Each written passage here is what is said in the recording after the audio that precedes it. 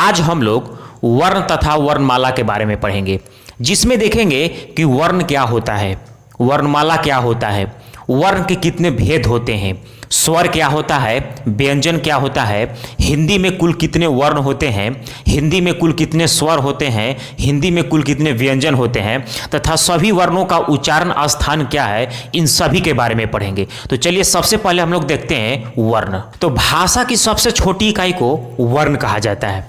भाषा की सबसे छोटी इकाई को वर्ण कहते हैं।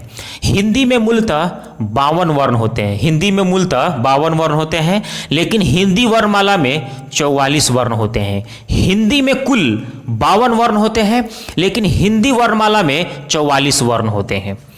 अगला है वर्णमाला क्या होता है। तो वर्णों के क्रमबद्ध समूह को वर्णमाला कहते हैं। जब वर्ण को हम लोग सजाकर क्रमबद्ध तरीके से एक समूह में लिखेंगे तो उसे हम लोग वर्णमाला कहते हैं, यानी कि वर्णों के क्रमबद्ध समूह को वर्णमाला कहते हैं। अगला पढ़ते हैं वर्ण के भेद। वर्ण के मूलतः 2 भेद होते हैं, पहला स्वर वर्ण और दूसरा व्यंजन वर्ण। पहले देखते हैं कि स्वर वर्ण क्या होता है, उसके बाद व्यंजन वर्ण। वह वर्ण जिसका उच्चारण स्वयं होता है, वह वर्ण जिसका उच्चारण स्वयं होता है, उच्चारण में किसी दूसरे वर्ण की सहायता नहीं लेनी पड़ती है, उसे स्वर वर्ण कहते हैं। यानी वह वर्ण जिसका उच्चारण स्वयं होता है स्वर वर्ण कहलाता है। हिंदी में कुल 11 स्वर होते हैं, हिंदी में कुल 11 स्वर होते हैं। कौन कौन होते हैं? अ, आ, हर्ष ई, दीर्घ ई, हर्ष उ, दीर्घ उ, री, ए, ऐ, ओ, औ, यही होते हैं 11 स्वर वर्ण। इसके आगे होता है अंक अ। अंक अ को स्वर वर्ण में नहीं लिया जाता है, अंक अ को अयोगवाह कहा जाता है। क्या कहा जाता है? अयोगवाह। अगला देखते हैं स्वर वर्ण के भेद। स्वर वर्ण के 2 भेद होते हैं। पहला ह्रस्व स्वर। ह्रस्व स्वर को लघु स्वर, मूल स्वर या एक मात्रिक स्वर भी कहते हैं, और दूसरा होता है दीर्घ स्वर, जिसे द्विमात्रिक भी कहते हैं। लेकिन सबसे पहले हम लोग पढ़ते हैं कि ह्रस्व स्वर क्या है। तो ह्रस्व स्वर को 4 नाम से बोला जाता है: ह्रस्व स्वर, लघु स्वर, मूल स्वर और एक मात्रिक स्वर। ये मूलतः 4 होते हैं। कौन कौन होता है? अ, हर्ष ई, हर्ष उ और री। इनके उच्चारण में कम समय लगता है। जो ह्रस्व स्वर होते हैं, लघु स्वर जो होते हैं, इनके उच्चारण में कम समय लगता है। दूसरा है दीर्घ स्वर, जिसे द्विमात्रिक स्वर भी कहते हैं। दीर्घ स्वर को द्विमात्रिक स्वर भी कहते हैं। क्यों? क्योंकि ये 2 स्वर से मिलकर बना होता है। ये कौन कौन होते हैं? आ, दीर्घ ई, दीर्घ उ, ए, ऐ, ओ, औ। ये कितने होते हैं? ये 7 होते हैं। इनके उच्चारण में अधिक समय लगता है। ह्रस्व स्वर के उच्चारण में कम समय लगता है और दीर्घ स्वर के उच्चारण में अधिक समय लगता है।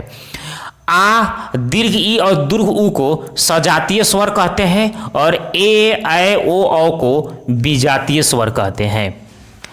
अगला है व्यंजन वर्ण पढ़ते हैं। हम लोग स्वर वर्ण पढ़ लिए, अब पढ़ते हैं व्यंजन वर्ण। व्यंजन वर्ण क्या होता है? वह वर्ण जो स्वर की सहायता से बोला जाता है, यानी वह वर्ण जिसका उच्चारण स्वर की सहायता से किया जाता है, उसे व्यंजन वर्ण कहते हैं। वह वर्ण जो स्वर की सहायता से बोला जाता है व्यंजन वर्ण कहलाता है।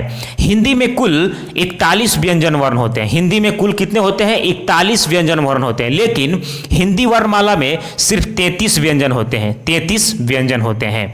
हिंदी वर्णमाला के अंतिम व्यंजन क्या होता है? ह होता है।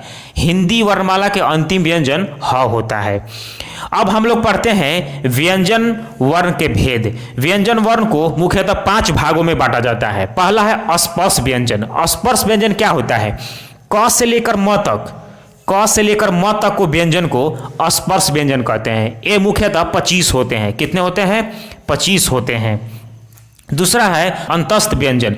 ये कितने होते हैं? 4 होते हैं। य, र, ल, व को अंतस्थ व्यंजन कहा जाता है।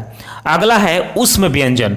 ऊष्म व्यंजन कितने होते हैं? ये भी 4 होते हैं। तालव्य स, मूर्धा स, दंत स और ह, इन चारों को ऊष्म व्यंजन कहा जाता है। अगला है संयुक्त व्यंजन। संयुक्त व्यंजन भी 4 होते हैं। संयुक्त छ, त्र, ज्ञ और स्र, इन चारों को संयुक्त व्यंजन कहते हैं। और 5वां है आगत व्यंजन। आगत व्यंजन ज और फ को, ज के नीचे बिंदु और फ के नीचे बिंदु ऐसा रहेगा, तो इसे आगत व्यंजन कहते हैं। तो हम लोग वर्ण और वर्णमाला के बारे में, व्यंजन के बारे में पढ़ चुके। अब हम लोग सभी वर्ण के उच्चारण स्थान पढ़ते हैं। वर्णों का उच्चारण 9 स्थानों से होता है। पहला है कंठ। कंठ से देखिए कौन कौन उच्चारण होता है। कंठ से होता है अ, आ और क वर्ग। क वर्ग यानी क का कितने वर्ग होते हैं? 5 ठे। क, ख, ग, घ, अंग और ह और विसर्ग। इन सभी वर्णों का उच्चारण कंठ से होता है। कंठ से अ, आ, क वर्ग। क वर्ग में क्या है? क, ख, ग, घ, अंग और ह और विसर्ग। अगला है तालु। तालु से छोटी ई और बड़ी ई यानी ह्रस्व ई और दीर्घ ई और च वर्ग। च वर्ग कौन कौन है? च, छ, ज, झ, इया और इसके अलावा य और तालव्य स। इन सभी वर्णों का उच्चारण तालु से होता है। अगला है मूर्धा।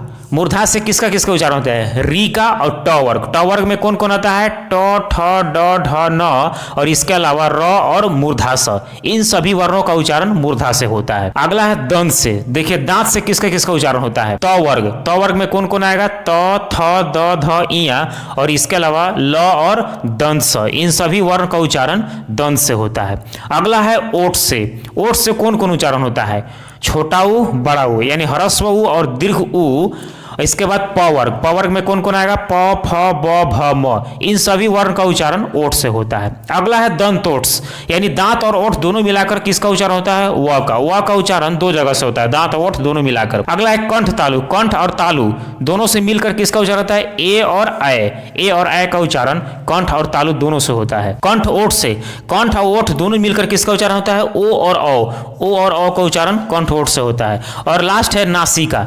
नासिका में अंग, इया, न और न और म इन सभी वर्णों का उच्चारण नासिका से होता है। तो आज की क्लास में हम लोग सीख चुके कि वर्ण क्या होता है, वर्णमाला क्या होता है, वर्ण के कितने भेद होते हैं, स्वर वर्ण क्या होता है, व्यंजन वर्ण क्या होता है और सभी वर्ण का उच्चारण स्थान।